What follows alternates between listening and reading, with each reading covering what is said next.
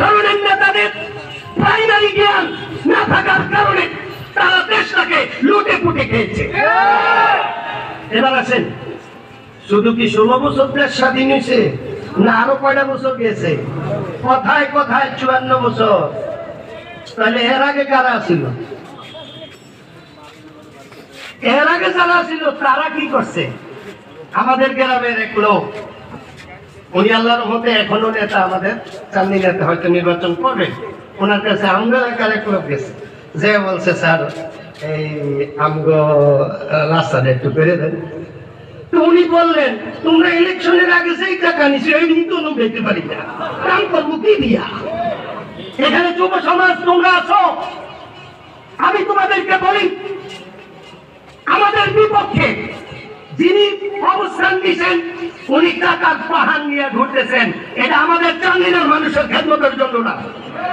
তোমাদেরকে টাকা দিয়া এদিক সেদিক ঘুরাইতেছে এবং পাস করার পর তোমাদেরকে চিনবে না, গেলে বলবে ইলেকশনের আগে টাকা ফেরত দাও, তারপরে রাস্তার কাজ করবো। আর একটা লাস্ট কথা বলে আমি শেষ করি। গত পরশু আমাদের চাঁদিনার এই মহান ব্যক্তিত্ব, এই মহান নেতা হুট করে একটা বক্তব্য দিলেন যে বাংলাদেশ থেকে ইসলামী আন্দোলনকে নিষিদ্ধ করতে হবে।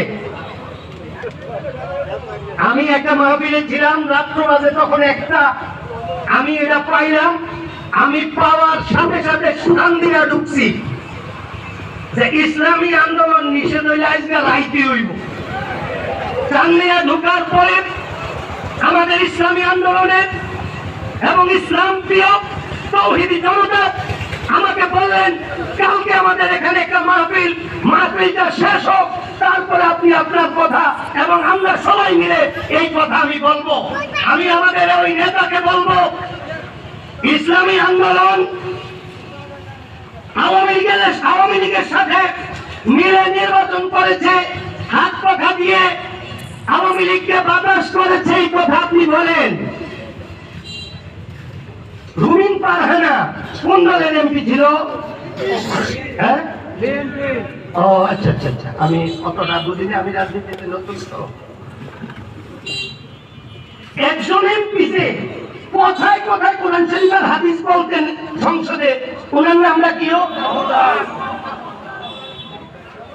হারুন। হ্যাঁ তো খারাপ, হ্যাঁ কথা আমি কোন দিল্লিকে ভালো কথা শুনবো। ফারুক সাহেব